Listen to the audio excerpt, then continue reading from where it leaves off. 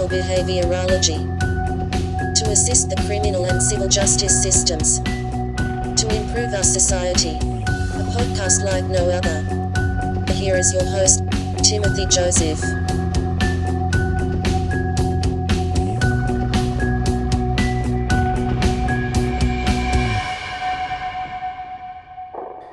Hello, I am happy to be your host for Criminal Behaviorology. This is Timothy Joseph, and I have some recordings from a webinar earlier this year, and it covered novel applications of applied behavior analysis. It had 3 guests on there. Joseph Cautilli, we had covered in just the previous podcast. He had a great discussion about mental health television and dissemination. He was part of the webinar. Unfortunately, the recording was not perfect, and so I covered his in an individual interview. We had 2 other guests that I think were also just as good, and they added a lot of material and a lot of thought to the field. They were Kent Corso and Vanessa Bethea-Miller. Both of them, Kent is a psychologist, BCBA-D. Vanessa was very instrumental in helping make the webinar happen, and she's a BCBA herself. Kent covered the applications of ABA to suicide, health, and the military, while Vanessa covered the very important field of juvenile justice. It was a big success. A few technical problems, like I always have. That's all right. The 3 speakers were able to be heard. It was just my recordings. So I'm going to go ahead and present these recordings, and I plan to have links available where you can download their PowerPoints. We may have a chance to do another one of these, perhaps in November of 2020. Possibly a new set of guests and a new set of topics. I'm trying to make behavior analysis useful to so many different areas. My bias is in criminology, criminal justice, but there's many areas that we can cover and provide information on. I thought they had some real good talks. Listen carefully. If you have any questions, comments, requests for transcripts, all that kind of stuff, you can go on the Facebook page. You can email criminalbehaviorology@gmail.com. One word, criminalbehaviorology@gmail.com. And go ahead and let us know what you think of the podcast. Go ahead and rate us on any of the podcast sites and let us know what you think.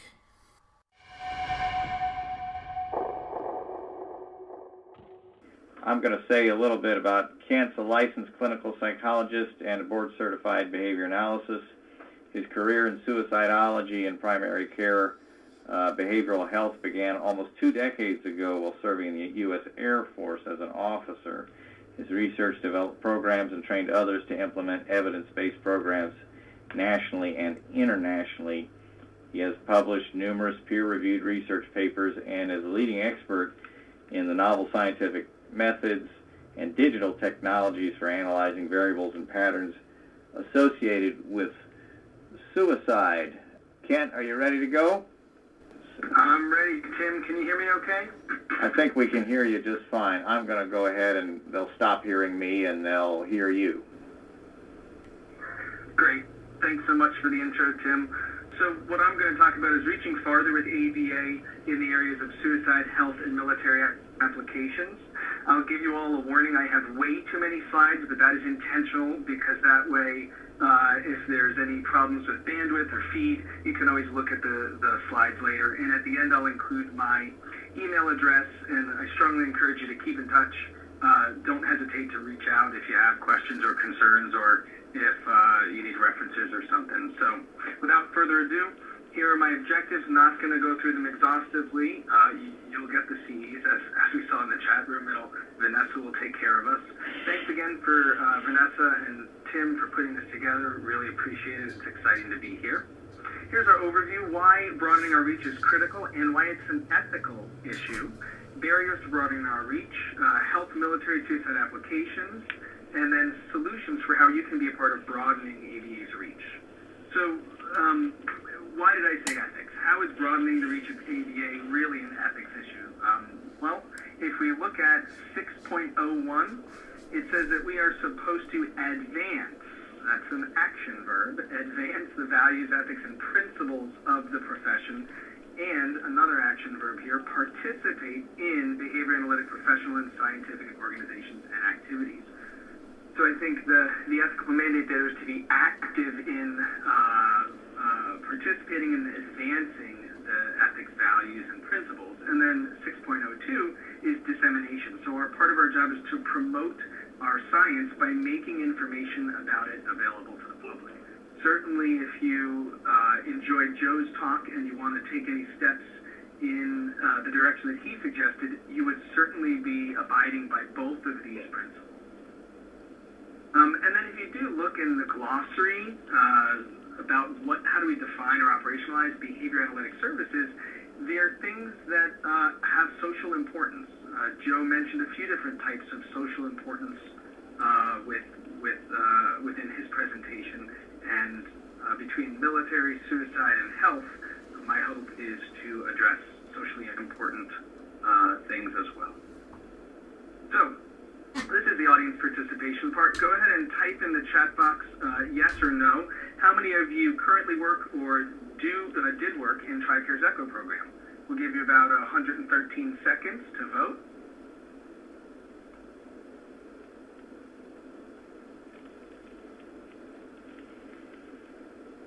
And according to Tim, we have about 200 people here. And I've counted about 3 or 4 yeses. Okay, oh, there's another yes. Go ahead and take 4 more seconds. Okay, so if there are 200 people here and we had about 5, that's like a 2.5%, right? So it looks like many of you may actually be working outside of that field anyway. Why do I mention that? Well, in 2007, that's the first time in American history that the DoD, that's the Department of Defense, published a policy authorizing reimbursement for BCBAs. This is known as the Extended Care Health Option. In 2008, there were a little over 10,000 ECHO enrollees, and in 2019, 11 years later, it had more than doubled to 21,000. The total beneficiaries of the military medical system or health system are about 9.5 million. So this means ABA is currently touching about 0.2% of the military population. And most importantly, that's only for ASD. When I was a civilian employee working at Walter Reed National Medical Center, I had a patient who is about a 28-year-old African-American female with mild intellectual disabilities, multiple medical problems, obesity, diabetes, severe respiratory problems. She carried an oxygen tank around with her. Very unfortunate case, many medical comorbidities. And she had been referred to me. I was working as a behavioral health provider in primary care. And she had been referred to me for depression. And as it turned out, there was a lot more going on, obviously, other than depression. And her depression was actually mild. But what I learned in trying to schedule a follow-up appointment with her is that she had something like 60 to 70 medical appointments a year in that hospital, which is more than one a week. And so I went to the department head and then went even higher to the person who's in charge of the whole Department of Medicine and said, hey, if we could make an exception and provide this person ABA services, we would probably get her to be adherent to all her treatment regimens within a few months, and you would probably save about $200,000 a year in wasted health care because what you're delivering is not appropriate for this patient. Unfortunately, they didn't think that it fit within the TRICARE ECHO program. Of course, it doesn't. TRICARE ECHO program does not apply to this person, so they would not provide ABA, would not allow me to provide. So while it's wonderful that the TRICARE ECHO program has doubled in the last 10 years, 12 years, and while it's wonderful that we are doing so much for the ASD population within the military medical system, the bummer is that it only touches about 0.2% of the people who could benefit. Now, let's look at demand signals. When we say demand signals, we're of course talking about supply and demand. And so a recent report indicated that the top 4 skills employers sought when hiring behavior analysts are experience with autism, psychology, treatment planning, and experience working with developmental disabilities. In 2014, private health insurance paid for about 42% of all ABA services, followed by TRICARE at 21%, and then Medicare and Medicaid, CMS paying about 22.5%. 60% of all job postings in 2014 for ABA were in autism spectrum, intellectual and developmental disabilities, and education, which comprised 24%.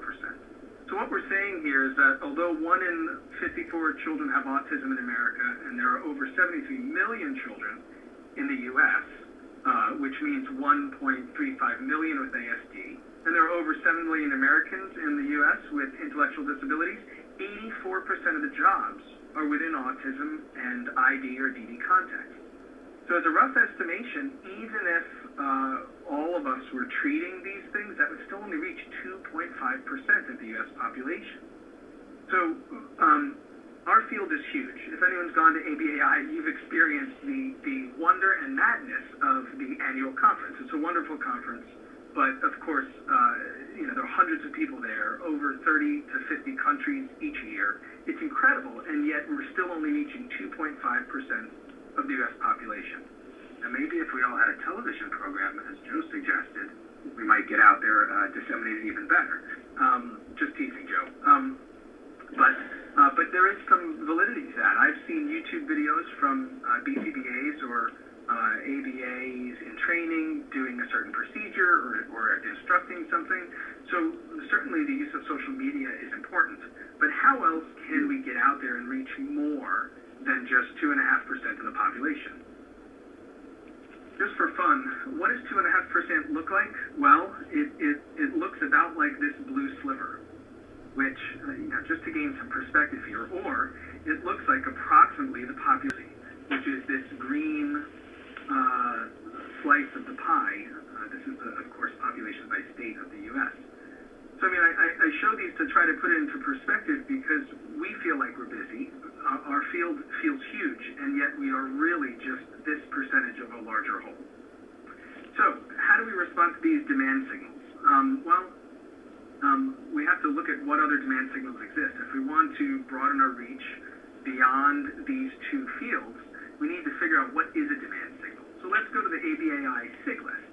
Here are all the SIGs in ABAI, and there are actually only a handful of them that are related to DD, ID, and ASD. So on one hand, we could say, okay, well, this is a demand signal. We appear to have colleagues who are very interested in things that broaden the reach of our field. Okay, great. But what else do we know? Well, we know there are many, many barriers to getting involved. For example, we as a field tend to reject mentalism, which means we don't have conversations with people in an academic or meaningful way. We may, but they end very quickly because we reject what they're saying. Or maybe we adhere rigidly to our language and lexicon and jargon, and we insulate ourselves from others, which, of course, in the current healthcare and education climate, where it's increasingly integrated and multidisciplinary, that can become a real barrier for people to hear our message and appreciate our message. Not only is it that we tend to talk in non-mentalistic terms, but we and I'll say this, maybe you have a friend who you know, I'm sure none of you on this call would do this, but we may be talking a little bit of a superior way or an esoteric way, a way that may not engender comfort in people who generally ascribe to mentalism. Another problem is that we talk to ourselves. What journals do we publish in? Are we publishing in JAMA? Are we publishing in New England Journal of Medicine? Or are we publishing in, the ABA journals? What about training programs in academia? since the 80s, the majority of ABA programs are funded by autism research just because it's such a problem. And so if that's where the funding is, that's the faculty's expertise, because they're the ones running those research grants in those departments, and therefore, what are all the practica experiences in? They're in autism, and DD and ID. I'm the co-chair of the Military and Veteran Special Interest Group for ABAI, and my co-chair is Abigail Calkin. I get probably one email a week, or every 1 to 2 weeks, asking, hey, I'm in the pipeline, I'm in my first year or second year, I'm in my third class, what have you. How can I do work in this field outside of autism? And of course the answer is there really aren't pipelines. Of course there's a lack of funding too for similar reasons. And then there are knowledge gaps, right? Where else in society would the science of behavior be beneficial? We, as behavior analysts, can talk about all sorts of applications. I continue to get emails for the socio-cultural behavioral analysis conference, and you're also probably getting lots of different emails from within the field. But what about outside the field? I mean, if we're talking to ourselves, we're just going to be sort of singing the same song and going nowhere. So do stakeholders in other industries have any sense that behavioral solutions are a significant part of their solution set? Has anyone gone to the Cambridge Center for Behavioral Studies website? If you haven't, I'd strongly encourage you to do that. They have a whole drop-down list of things called help centers. And they have an entire help center that Tim Ludwig has stood up on behavioral safety. Tim Ludwig is Appalachian State University faculty. Not sure if he's a psychologist, but I know he's ABA. And he has a whole program for industries out there, nationally and internationally, to help look at within their factories and warehouses and offices, do they have safe programs and safety procedures. And then they accredit all of those businesses. So many of these industries, every hospital I've ever worked in has a safety department, safety officer, which is essentially behaviorism, but they're not from our field. Those are jobs we should be seeking. They just don't know that we're the best hires for them. And lastly, we have federal regulations. So I want to talk about this for a minute. If you haven't heard anything the whole time, maybe tune in to this part. 32 CFR 199.2. Just to address the Cambridge question, it's behavior.org. It's the Cambridge Center for Behavioral Studies. 32 CFR 199.2. In federal code, federal law says that the definition for reliable evidence of any kind of medical care is as follows. There must be well-controlled studies of clinically meaningful endpoints published in a refereed, which means peer-reviewed, medical journal, published formal technology assessments, published reports of the National Professional Medical Association. Hopefully you're noticing the common thread. It's a word that starts with MED. Published National Medical Policy Organization positions, and published reports of National Expert Opinion Organizations. I am fairly certain that ABAI, ABPA, that they could fit into any of these categories. The problem is no one has looked at our literature and gone back to the 60s and pulled together enough studies on, let's say, behavioral activation, as Joe talked about. Behavioral activation is more effective than SSRIs. So Zoloft, Prozac, Paxil, Lexapro, Celexa. Behavioral activation alone, I'm not talking about CBT, in randomized controlled trials is equally as effective to those medications. What makes them better is there's a lower relapse rate because people don't have to come off the meds. They get into those behavioral habits and they maintain them. But yet no one has strung that data together for the government, sent it to the government, and said, actually, if we want to be literal, we can, as behavior analysts, meet your standard for depression. So please put us on your books so we can officially reimburse you and reach your population, especially considering that both DoD medical system and the VA have a shortage of mental health providers, and they have for over a decade. Make that 2 decades. Well, let's call it 19 years since 9/11 happened.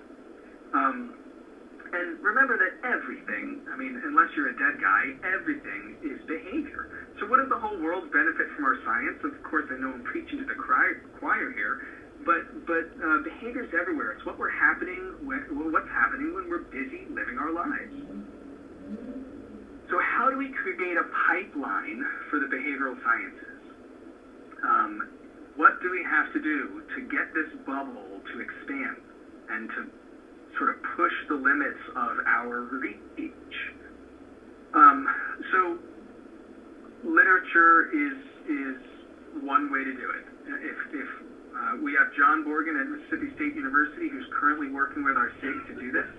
Until we put together some paper to justify that we meet the criteria listed in 32 CFR, we're never going to see the VA or DOD or any other federal agency hiring behavior analysts, because OPM, which is the Organization for Personnel Management, is the federal government entity.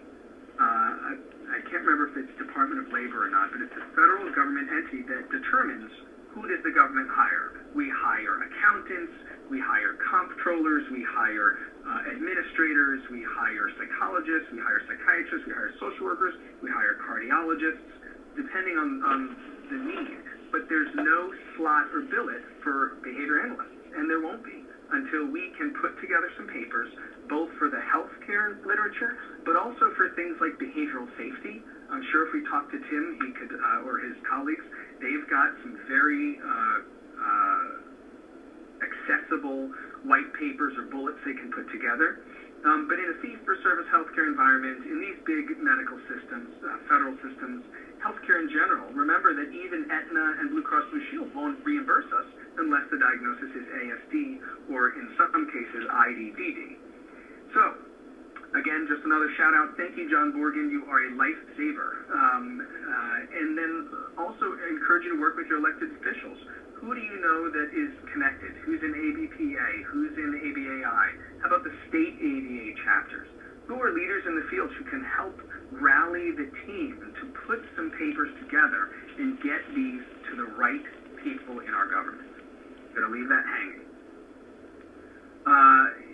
So aside from reviewing our literature and disseminating it, which, remember, goes back to that ethical responsibility we have for disseminating our science, we can seek further training, work, or mentoring in these areas. So I'm going to talk briefly about PTSD, suicide prevention, infographics and social activism, COVID-19, and then a few other applications, which I might as well mention now. The standard acceleration chart, which most people find very scary. Looking at you, that's right. Most people find it very scary. I did when I came through. There are physicians using it to train medical school students. There are people looking at it in terms of increasing physical activity levels among college students who otherwise live a fairly sedentary life. And then there are some other folks who are looking at it to train kids and adolescents in basketball skills. We in the field know that these applications are out there, but where's the pipeline and where's the mainstream acknowledgement or visibility? So let's talk about PTSD for a minute. Prolonged imaginal exposure is one of the two efficacious treatments for combat-related PTSD. Not coincidentally, also one of the two efficacious treatments for sexual assault-related PTSD. It uses imaginal exposure and auditory exposure to those recorded sessions. So if we can say that PTSD is a phobia of memories, this protocol exposes someone to their memories of that event that is so feared. It uses all sorts of behavioral interventions, breathing retraining, imaginal exposure, and some of that in virtual reality technology, so wearing goggles and having like a battle scene or was there a question? I heard someone pipe in. Was there a question? Okay, maybe a stray mic. Some of that in virtual reality where you put on goggles and maybe you're... Go ahead.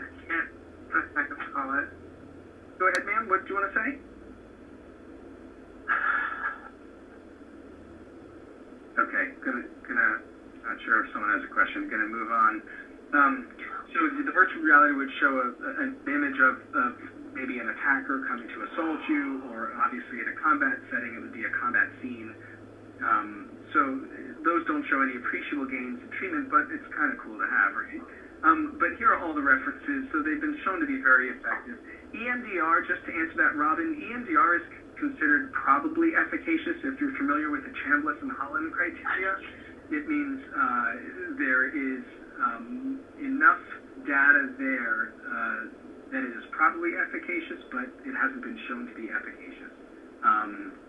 Want to look at the other, I'm going to leave that other question for Tim. That's a good one. So if you're interested in getting this treatment, www.deploymentpsychology.org. This is a government-funded nonprofit that provides treatment in imaginal exposure to the public. Now, because of COVID, these trainings have really wound down a bit, but this is congressionally funded training, so it's not going to stop. And once we open back up, obviously it'll be available. They do community trainings. Typically, it's advertised to mental health providers, so again, get on this site and take a look.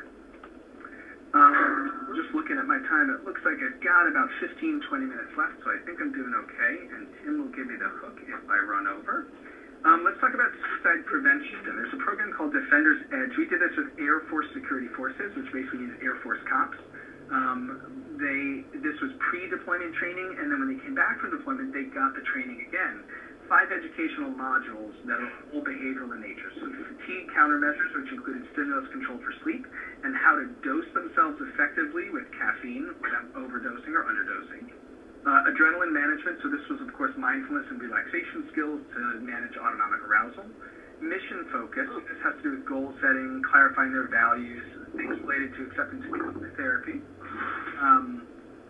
And then killing, which is based on a lot of the book On Combat, On Killing. This is Grossen's work. And this is really to prevent trauma, help them start to look at cognitive restructuring, and again, acceptance type stuff that's related to acceptance and commitment therapy. Just a quick PSA. I'm hearing quite a bit of feedback, both voices and breathing. So if you could do me a favor, just check your mic, make sure it's off or muted. That'd be appreciated. And then the last one is mind tactics. So this is sort of like preparing yourself mentally what to expect. We all know as professionals that if we expect A and we get B, we tend to have problems adjusting. But if we expect A and we receive A, then we're happy, right? Think about the last time you went to a drive-thru or a restaurant, or maybe a concert before COVID, right? If you thought that, the opening band was going to be Taylor Swift, and instead you got Marilyn Manson, you might be kind of ticked off, right? But if you knew it was Taylor Swift and you got Taylor Swift, you're a happy camper, right? So mind tactics has to do with how we prepare ourselves before, not just a routine activity or mission, but something that could be quite stressful. Not going to go through all the results. The most important one I'd like to highlight is that suicides decreased by 40% among the military police officers. That's huge. That's the only more effective suicide prevention strategy we've seen work is if we restrict access to firearms, or we get people to use trigger locks or gun safes, gun locks. We do see suicides decrease by 50%. And we're currently replicating these studies in a 3-year study at Whiteman Air Force Base, which has the worst suicide rate in the country. We're in coordination with the University of Utah and Ohio State University replicating those. So how's that relevant for behavior analysts? Well, let's be honest. Exposure is very much an ABA principle and process. Breathing skills, very much ABA. It's controlling someone's autonomic arousal. Stimulus control for sleep, that's a no-brainer. ACT, obviously ABA. And then, we talked about the novel application of standard acceleration charts. Bottom line, these are broader ways that we can reach out. I think you might still be wondering, how do we get there? I want to talk about one other suicide study in the Air National Guard. Audience participation part. I see you guys chatting in the box, which is awesome. I'm not able to keep up with you because the brain only does one thing at an instant. But let me ask you this. Would you say that if you had to guess, so this is a yes or no question, the military, you should know, has had suicide prevention programs since 1986. So what do you think that, how many studies do you think they've done to evaluate the effectiveness of their suicide prevention briefings? Every military member has to get a briefing at least once a year about suicide. So how many studies do you think have been done on whether or not those briefings are effective?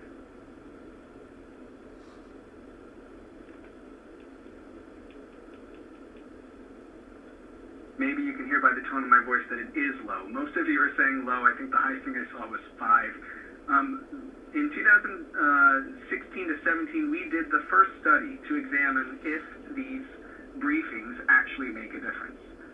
You should know that in 2017, there was a meta-analysis looking at the last 50 years of suicide research and another study in 2019, and they both concluded that our ability to predict future suicides is 0. In other words, we really don't have our hands around this phenomenon at all. I mean, you think that our ability to manage COVID pandemic is bad? It's just as bad with suicide. We are not anywhere near we should be the way we are with things like influenza, whooping cough, measles, mumps, rubella. My question is, why isn't our science being leveraged, right? For the last 70 years, we have evidence-based tools and methods for measuring and changing behavior. The single case research design is especially helpful for low base rate phenomenon like suicides. But instead, because 98% of the behavioral scientists out there are trained in multivariate statistical methods, that's the science they use to try to analyze suicide. And it's not appropriate. It's a misapplication of the science. So let's look at what we found when we did a one-year project for the Air National Guard to sort of do a program outcome evaluation, see how their suicide program was working. We did use the chart. We found that before their suicide prevention program, suicides were accelerating at a times 3.1. After they put their program in place, it started decelerating divided by 1.2. That's really great to see. Some interesting things we found is that wings, where there were higher disciplinary actions, we actually saw lower suicide acceleration. So why do you think, go ahead and type your answer in the chat box, why do you think at a base or at a unit where there are higher disciplinary action, there would be lower suicides? The audience participation part again. Well, I can take a drink. More antecedent manipulations, more attention, structure, check-in, outside of consequences. Good. Yeah, that's exactly what it is, guys. The reality is you had better leaders. You had people holding people accountable. When people are holding people accountable and they're paying attention to all the signs and the antecedents that might suggest that someone's struggling. So good work with that. Does anyone know what EEO or MEO complaints are? Equal opportunity? This is sort of like someone saying, I'm filing a complaint that I was discriminated against because of my age, my race, my gender, my sexual orientation, my rank. They could say that.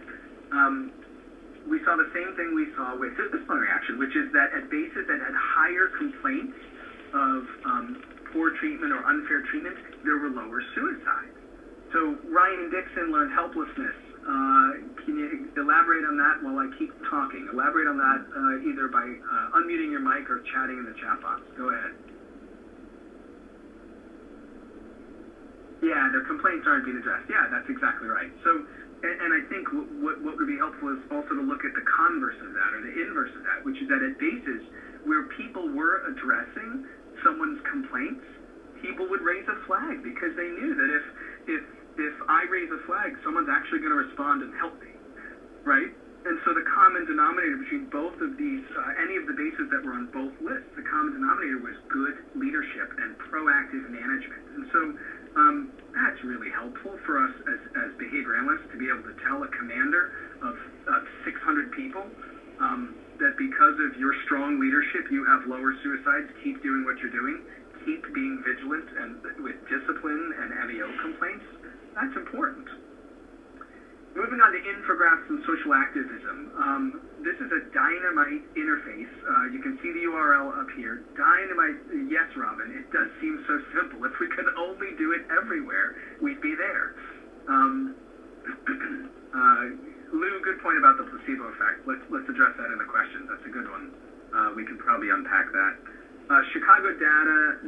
www.change.org/crime/monthly.php. This is the work of Patrick Marcotte, who put up this over 15 years ago. And what he did was he found an open source data portal to pull the crime data in all the neighborhoods of Chicago. And then he pushed this out to policymakers, legislators, and community members to say, hey, every day take a look at what's going on in your neighborhood. Look at the burglary, look at the arson. And when the people had these powerful data, they were able to make better connections with their leaders and together put forth better policies. Tim, thanks for the note. I've got 5 minutes left. More health applications. Here's what the acceleration of healthcare expenditures are in America. Pretty scary. If we look at the 2006, we see the acceleration slow. We don't have time to talk about what happened in healthcare in 2006. Here's an API that we actually developed in January when COVID broke out. To help people look, you can search by state and county to see the deaths and the cases confirmed in your community. You should know that we have to show people the value we add. There are other COVID tools that use semi-logarithmic scales, not necessarily the standard acceleration chart, but similar ideas where they show all the states at once and you can highlight them and do all sorts of cool analyses, toggle between linear and semi-logarithmic. Scott Bourne and Stu Harder stood up this page in January, and it now has 2.7 thousand members. These guys are not majority behavior analysts. They're epidemiologists, physicians, politicians who are members of this. So it's amazing how these folks have really expanded the reach of our science. So here are some solutions real quick. Let's stop elevating ABA at the expense of other sciences. Remember that if something works, it has to be operating by behavioral principles, otherwise it wouldn't be effective. So instead of downing other people's mentalistic treatments, let's just translate them into our language if they work. Because again, if they work, they must be operating by our science, right? Let's disseminate. Use social media, subtle dissemination. This is in your job title and role. If your job is as a psychologist, change your title to behavior analyst, as long as it's not going to tick off your boss. When you're doing professional speaking and writing, expound that you're a behavior analyst. Publish in non-ABA journals. I can't emphasize this enough. Sponsor or seek grant funding for more practical studies that are in diverse areas. Provide more training internationally. Again, connect with the Center for Deployment Psychology. If you're looking for more training, deployment psychology, I've shared that with you. This is a training I'm actually doing in about 2 weeks. You can get 6 CEs thanks to Megan Miller and the Do Better movement for providing those. Those CEs will be free for BCBAs, but we're also offering CEs for other specialties. And with that, I say thank you so much. Appreciate your participation and attentiveness. You'll get the slides after, and please don't be a stranger. There's my email address. Reach out. All right, Kent, that was every bit as good as what I expected, and that was, I have a few questions myself when we get to that point. Our Vanessa is starting to come on here, and actually, like I said before, Vanessa reached out to me after I had was part of a session at ABAI, virtual ABAI, and she helped volunteered to come on board and brought a lot of information, not just what she'll present to you today, but also just to get this this webinar going. She's spoken on juvenile justice. I was with her in Stockholm, Sweden, last year at the international convention, and it was just, we had only 3 people there to talk about anything related to criminology and criminal justice, and we were all crammed in the same room, and I think at 8 or 9 in the morning. So we are, but that was very refreshing to hear that she had to talk about juvenile justice, and she's going to talk about that with you here tonight. Are you ready now, Vanessa? I am ready. Okay, then I'll leave, and you will continue. This is Vanessa. Hi everyone. So I'm going to be talking about the application of applied behavior analysis to the juvenile justice population. This is near and dear to my heart. I'm not necessarily going to read through these, but we're going to look at the research on treatment with the juvenile justice population. So what is currently being done and what treatment approaches are used to address this population. What research is actually behavior analytic in nature. And then how ABA can contribute to the juvenile justice population. So we first start with defining juvenile delinquency, and there are often numerous different ways, that juvenile delinquency is defined. However, one of the main things or one of the common themes is that it's some type of violation of the law that's committed by a juvenile. So this violation, basically, it's kind of like a very vague definition, but it's because they're under the age of 18, and that's what falls under juvenile delinquency. There are some definitions that actually include any type of contact with the juvenile justice system. So if you have that initial contact up to and including sentencing, this is not always the case. Some just include arrest rates and arrest trends, and that depends on the state. Each state kind of defines it the way they see fit. We as behavior analysts need to consider actually defining juvenile offending behavior. So not necessarily worry about what the definition of juvenile delinquency is or how to define that, but instead take a look at what behaviors may fall under juvenile offending. And these are things like taking things without permission. So that might be either burglary, robbery, it can be armed, unarmed, and what that looks like. Physical aggression towards others can fall under assault, murder, manslaughter. So all of those things can kind of fall in that domain. Selling illegal substances, selling stolen goods, destroying someone else's property, and then there's also setting fires, so arson. And these are just some of the behaviors. These are the more overt behaviors that tend to get exposed. Physical aggression not as much, and taking things may go under the radar as well. But these are some of the behaviors that we look at. There are also status offenses that come into play, right? So not going to school or skipping school may fall as a status offense, and you can be arrested as a juvenile and placed in a detention center for repeated occurrences. Not completing your homework. There was just a story recently about a young girl who didn't do her online homework, and they placed her in detention. So these are things that are not necessarily, if you were an adult, they would not be against the law, but because you're a minor or under the age of 18, they classify as breaking some type of law. So when looking at the rates of juvenile offending, the rates have been decreasing over the past year. I think when I did this presentation, the rates in 2017 were about 600,000. Now they've dropped down to 553,000. And that's just in the United States. So these are just arrests. In the United States, 553,000 people were arrested in 2018. And this doesn't account for any unreported incidents, anything that was not observed. So this rate actually may be even higher. On any given year, there is 130 juveniles that may be detained in about a year.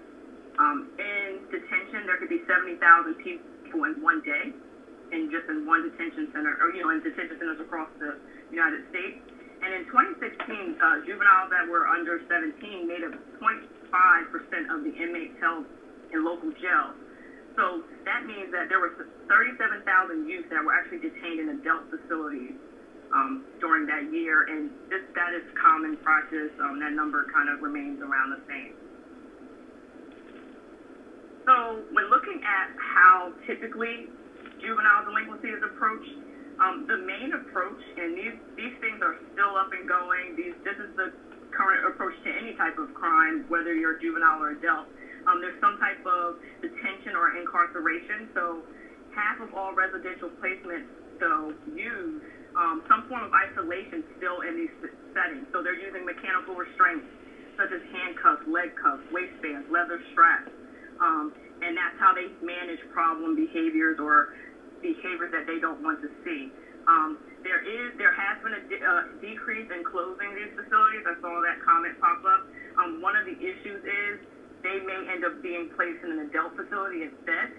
I know in Pennsylvania, they don't call them detention centers anymore. They're called youth centers, or they may have rehabilitation centers, but it's still it's the same setting. It's the same type of, they're not home and they're restricted. We'll also see probation, and that's common. And then fines and sanctions, that's a big one. But one of the issues is that fines and sanctions are normally not paid by these youth. It's normally their parents or their caregivers that are responsible for paying these fines. And how does that relate to the youth, right? What consequence are we actually putting in place if it's a family or a caregiver that's the one that's really taking responsibility for that? Some of the problems with these historical approaches is that research suggests that there's little impact on reducing juvenile offending behavior. So while it does appear the rates are decreasing, there's actually arguments that while the rates are decreasing in juvenile offending, what we see is that the costs are increasing. So there's something that's off or something that's missing, because the cost of running these detention centers, even with the decreases and people in jail, and that's for adults as well, the costs are extremely high. Another issue is that there's negative effects. So there's a lot of mental health issues that come a part of the equation, or there were already mental health issues that were already being addressed. Suicidal behavior. There's actually research that suggests that youth in detention centers are more likely to commit suicide or die in these facilities, and suicide was the top rate than the general public. There's also issues there's a reduction in their physical health. There's limitations in education. They don't have access to appropriate peer groups, so you're placing them in a setting with peers that maybe, if you're in there for, skipping schools, you can be in the same facility with someone who has engaged in very extreme behaviors or engaged in more aggressive behaviors, and the peer group is very important, especially depending on the age. Incarceration actually predicts later crime, alcohol and drug use, and receipt of state funding, such as welfare later in adulthood. And instead of rehabilitating adults, what we really do is put them in a constant state of recidivism and contact with law enforcement. So going to jail at a younger age actually increases your likelihood of a lifelong. Oh yes, Joe, you're all throughout here somewhere. It actually increases the later likelihood of their crime, their continued engagement in these behaviors. And one of the other problems is that there's often an imposition of adult-like standards to developing adolescents, and this doesn't take into consideration if they have a developmental disability or intellectual disability. If you look at the rates of people in detention centers with ASD, and they're not getting any treatment for these diagnoses, it's actually quite sad and disturbing. Yes, that is true, Ryan. So look at the cost. So it is very expensive to detain a youth in any facility. So just reliance on these methods results in almost $8 to $21 billion a year. And this is 2011. So if we really think about this, is definitely much higher. It costs about $400 per day per juvenile for seats, and this is ongoing. Research actually suggests that if you can save a high-risk adolescent from a life filled with crime, you can actually save $2.6 million to $5.3 million for that youth, for that one youth, and being detained, court cases, lawyer fees, all of those things that come up. So now we're going to switch gears. We kind of have the background and talk about what the research is right now with the juvenile justice population. And one of the most common approaches is multi-systemic therapy. We see this a lot. Like if you look at the research, this is one of the highest presented or published approaches. It's an intensive family-based treatment, and it's based on the social ecological system theory. And the main goal is really to provide some type of parent training as well as training for youth. And they typically try to address at-risk youth or risk factors that we'll kind of discuss a little bit too. They have found that this approach has been demonstrated effective in reducing delinquent behavior, future arrest rates, time incarcerated, and recidivism rates. One of the limitations is that when you look at the research, it's kind of that they take the research and they always compare it to treatment as usual. So one, we don't know what treatment as usual necessarily is for each youth. It could be different for each one. And some of the issues is that they're not necessarily comparing them to similar approaches. Another limitation is when you look at the treatment package and when you look at the research, it's very difficult to find out what actually was done. So it's like almost missing that technological piece that we in the field of ABA are always looking for. It doesn't necessarily break down the steps on what they're actually doing to manage or to provide training or treatment to these youth. Next, you'll see a lot of cognitive behavior intervention. That is another one that is highly researched and highly discussed. And they are treatment packages that focus on different therapeutic components. So they might work on addressing self-control, problem solving, social skills, values, and empathy, and all these different things. They've found increases in social skills and self-esteem for some of the youth. They've found reductions in problem behaviors and improvement in parenting skills in regards to supervision. I know there was one program that added an aftercare component, which was like a 3-month residential, like a 3-month program after they were discharged, and that was able to maintain. And then we see different reductions. Another approach that has been used that could be considered a cognitive behavior intervention or cognitive behavior therapy-based approach is mode deactivation therapy, and that looks at a theory that the network of cognitive, affective, and motivational and behavioral components that create different personalities, which are these modes. It has been implemented to reduce recidivism, and these modes are consistent of various beliefs that contain memories or experience that produces these memories, which then form perspective. So research has demonstrated that in a study, which actually was by Dr. Catilli, that the youth that participated did not engage in, they did not reoffend during program stage, and their recidivism rate was only at about 7% for everyone involved. One sad thing is, though, this study has not been replicated currently. The next approach, and this is kind of the last one that we'll talk about that's not behavior analytic in nature, is family function therapy. So this is a big one that comes up. I think this one was the most searched when doing a lit review. And this looks at the reduction of behavioral problems, felony, violent behaviors, violent crimes, by approaching it as more of a family approach. So they're looking at the family, because one of the risk factors associated with juvenile delinquency relates to families' involvement and things of that, and trying to fill the space between. That's what they say. I'm not sure what that space between is, but that is kind of the approach.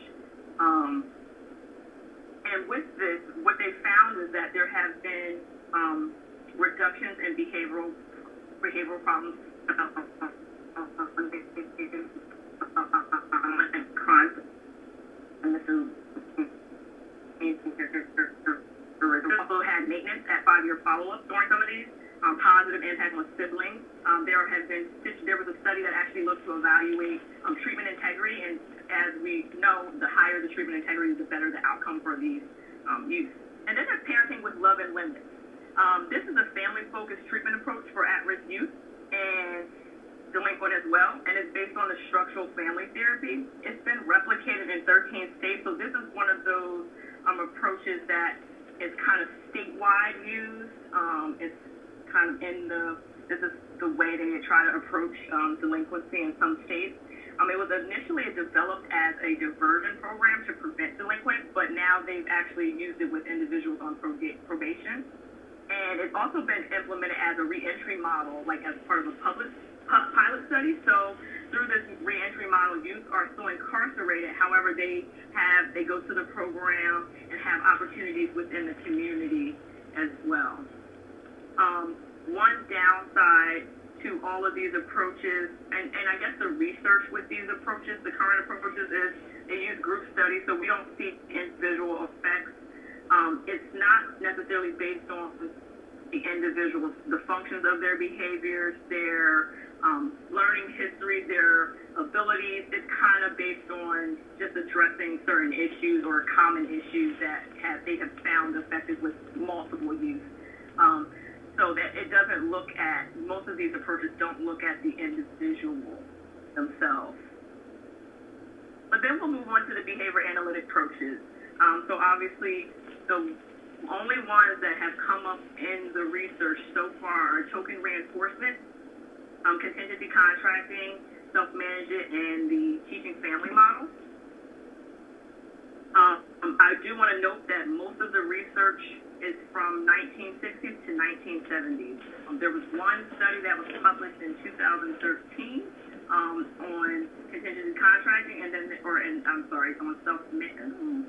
I can't remember which one it was, but we're going to talk about it. I think it was contingency contracting. But then there's one other one that actually was published this year in 2020.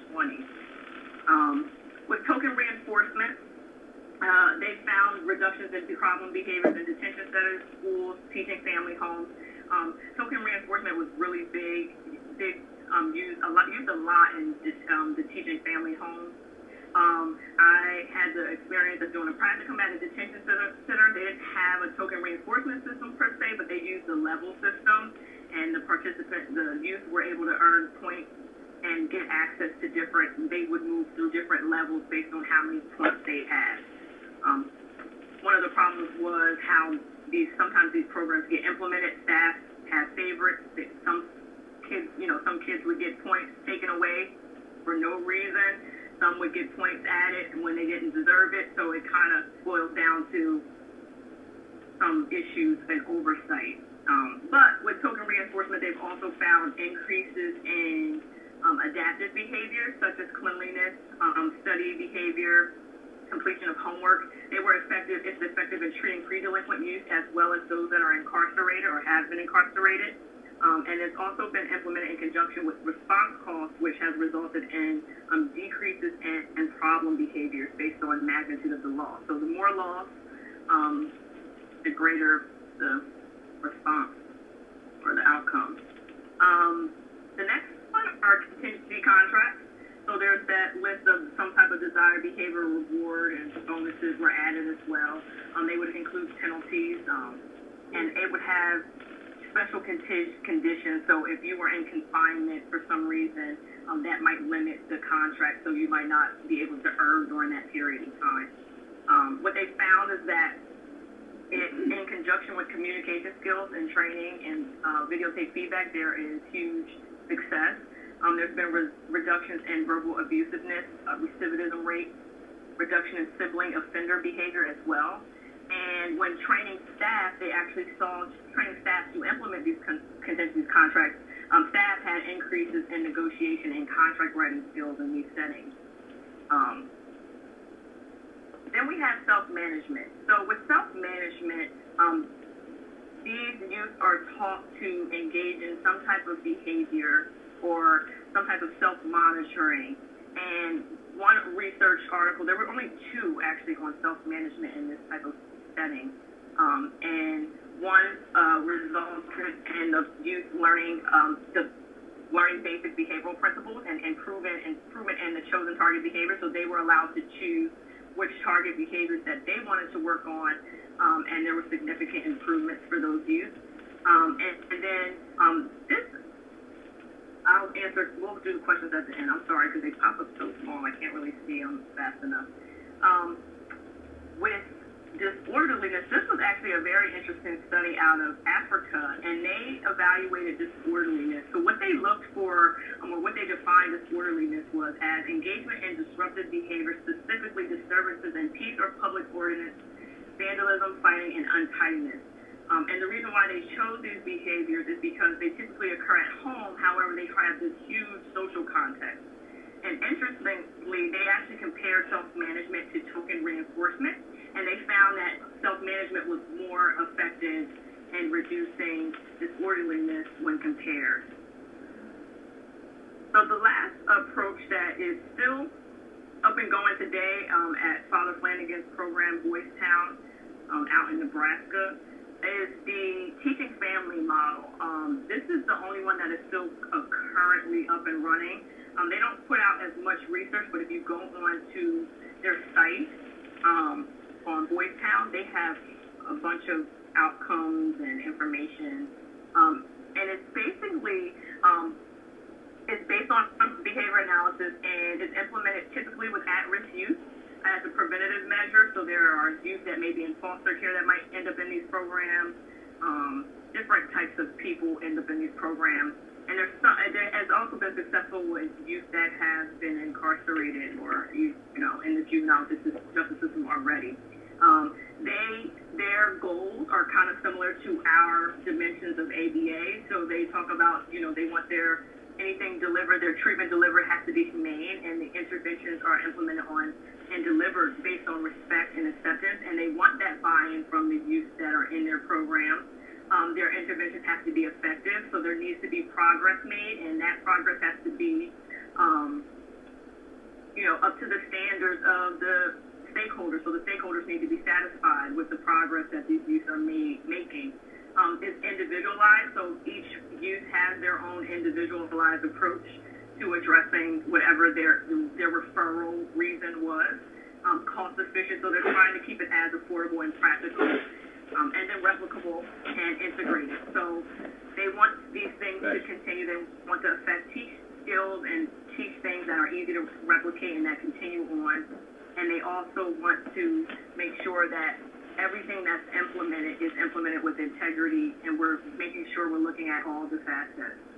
Typically, there's a group home type setting, and there's teaching parents that are in these homes. So there's a woman and a man, and they are the parents, and they're responsible for teaching the youth the skills that they need in implementing any programming. So it's family style. They eat dinner together. They do everything together. They go on event outings, and everything is very cohesive.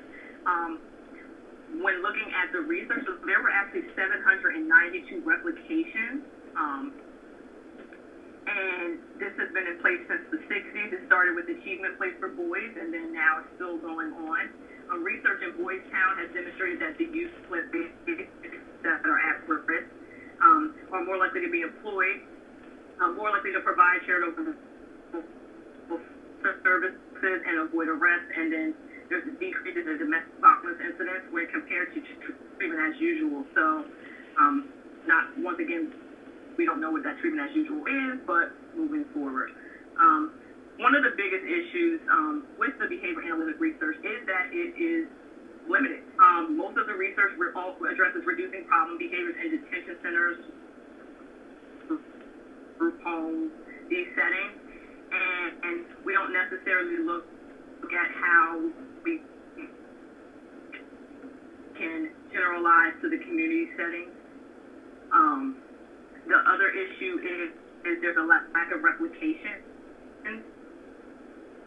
So now is that we're not necessarily doing the research in this area anymore at all. A specific majority is from there. Sorry, the audio's breaking up. And the setting of these treatments are typically in the detention center or group home. So we're basing these, it's a post, we're not addressing it proactively. We're more of a reactive situation. I know in the detention centers, when the token system, the level systems are in place, they're not training parents how to manage this level system when the youth goes home.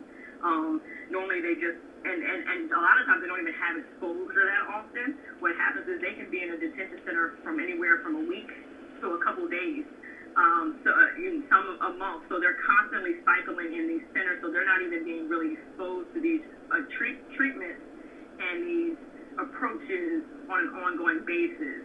Um, so what can we do? Well, like, how as a field can we address the juvenile justice population? So Morris, 1980, he actually talked about the application and of ABA to the criminal justice field, and we can surmise that juvenile justice and criminal justice are very similar in the way they handle problem behaviors and manage issues. And he talked about, however, while ABA can be applied to this population with ease, there are different problems. Like there's a special set of problems and concerns that is with this population that you won't see in an ASD population. You won't see it in just normal parenting. There's a special set of individualized things. So he talks about when addressing the applied approach.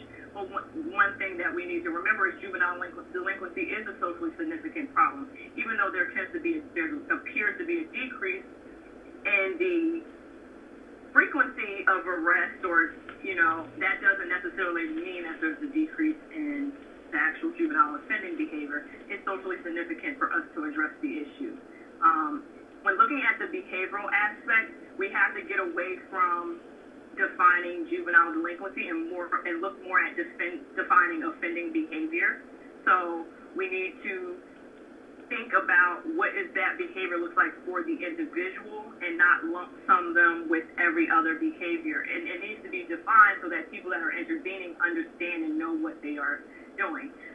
One problem is with juvenile delinquency or juvenile offending behavior is it is hard to directly measure. There are times where you don't know, these crimes are happening or these problem behaviors are happening out of the sight of the public. We don't know that they even occurred. So that's one of the issues. And a lot of behaviors or a lot of juvenile offending behaviors or violations of the law go unnoticed. I mean, how many times do we all speed down the highway and we get away with it because there's nothing in place to continue to monitor it. But we still can address related behaviors. So maybe we should look at teaching rule-governed behavior or self-management skills to address issues of self-control that might result in different problems, or addressing vocational skills and social skills, issues that are related to juvenile offending behavior, and those are more likely to be observed, and you more likely to measure them. We want to look at the analytic part. So one problem with this population, which is kind of in line with the fact that we don't always observe every instance, is that it's difficult to address it, and it's more difficult to demonstrate a functional relationship and manage confounding variables. So with some type of juvenile offending behavior, you cannot control every aspect of confounding variables like you can in a center or in a research facility. So you can't necessarily manage or address, you can't really always get that functional relationship and manage it completely. There's going to be a lot of stuff that's out of our control, especially when you're looking at what type of risk factors are involved and things of that nature. But more is argued that as long as we're taking reliable data collection, that we would have to use less robust research methods with this population, and that would just have to be good enough. When looking at technological piece, we need clear and concrete descriptions of the procedures, and that is one of the hugest issues in the field. You can't replicate a lot of these research studies because you don't know what's actually happening. You can't replicate these research studies in your in a home with the youth because you don't have access to what's actually being done. And we need to make sure that when we are doing this research and when we are talking about what we're doing, that we're using very clear and concrete procedures and we're explaining what's going on in detail. We also want to look at effectiveness. So Morris argued that it isn't just whether the procedures implemented worked or were effective, but whether they were implemented consistently, what the implementation was reproducible, and there was a large enough effect that it was socially significant. He talked about measuring social significance and social validity, and including stakeholders, but we should be very careful in this aspect as well, because when you're obtaining Thank you. Lawmakers and different populations, you need to be careful in what they might say. And then looking at generality, that's another issue. We don't generalize these procedures. They're in the detention center. We do it, consistently. They're in this teaching family home. We do it consistently, but we're not always generalizing to the family or to where they're going to go. And we lose out on maintenance because the skills, they're back in their normal, their typical environment, and they're going to sometimes revert back to those behaviors that were reinforced so dramatically before. And regardless, the principles remain the same. We can look at juvenile offending behavior regardless, the same way we look at any type of behavior. I'm going to move a little bit quickly through here. Morris talked about assumptions of the ABA as applied to this population. He argued that good application was good research, that we need to really think about social validity and not just from the people who are running these prisons or judges and lawmakers. We need to look at it from the environment, like the society's perspective, the parents, the local community, and the schools. And then using a systems or ecological framework, which I'll try to get to very quickly. He talked about breaking down the intervention into different categories. So they're either procedural, programmatic, there's a social context addressed. And this is in that when you look at the research, a lot of things are not less necessarily, they don't always address the social context, and that might be where we're missing out.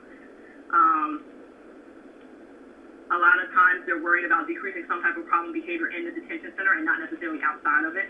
There's no, we're not always working on trying to address the skills or whatever the skill deficits are. So it kind of needs to be across all of these. And we need to switch from a reactive module to a preventative module. Why do we need to do this? Well, right now, in the current approaches, there's a lack of individualization, so we're not considering the individual at all. We have a failure to generalize, so the treatments and the approaches are not generalizing to the community, so what happens is we're just back at that recidivism, and crime continues to occur, and the cycle just continues. And there's a lack of maintenance. So the skills that may be taught in the detention center do not maintain because no one's reinforcing them when they get back into their typical environment. Their parents aren't reinforcing it. Their peers aren't reinforcing it. It's not being reinforced in school. So what can we do? We can look at individualization. That's what we do. We know how to look at the individual, figure out what their antecedents are and how to address their antecedents. Figure out what the behavior looks like and why they're engaging in the behavior, because we kind of do need a function-based approach. Everyone's not engaging in the same behaviors for the same reason, and if you use a blanket approach, you may be missing huge pieces. One huge thing is addressing the risk factors. There are known risk factors associated with juvenile delinquency related to the family, the individual, and the community. There are also different risk factors that are static, where these are things that no one can change, and risk factors that are related to the antecedents. So we're addressing like certain antecedents that may happen or setting events and consequences as well. One thing we can do is teach replacement behaviors to non-compliance, aggression, different behaviors that come up. Teach vocational skills and social skills. A lot of times youth are engaging in crimes to gain access to certain things. So if they had the social skills and the vocational skills to access them differently, maybe there would be a change. Parent behavior training. One of the biggest issues with juvenile delinquency, one of the biggest risk factors is related to parents and their involvement, their supervision of their youth. So providing parent training on how to manage their children better and how to supervise their children and what are the risk factors, what do they need to know. And then providing proactive treatment for siblings. So if we know one of the older youth has been to jail, we need to provide proactive treatment for siblings, and that should be automatic. It shouldn't be a situation where now they're in the system and now we're providing treatment. If we identify that this family, there's other children in the home, we need to address, provide that treatment in the home beforehand. Building on previous research, there is a lot of research out there. Collaboration with schools. The school-to-prison pipeline is real. We need to collaborate with schools on how we can decrease that and how we can address that. Behavior coaching. and providing modifying environmental variables to address what you can. Some are going to be out of your control, but if you can control supervision, and you know lack of supervision is a variable that results in problems, juvenile offending, make sure we address this and implement different things.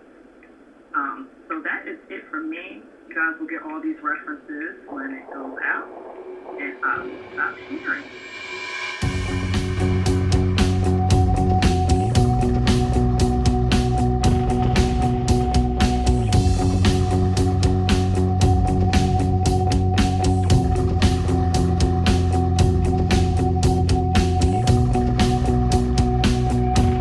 This has been Criminal Behaviorology.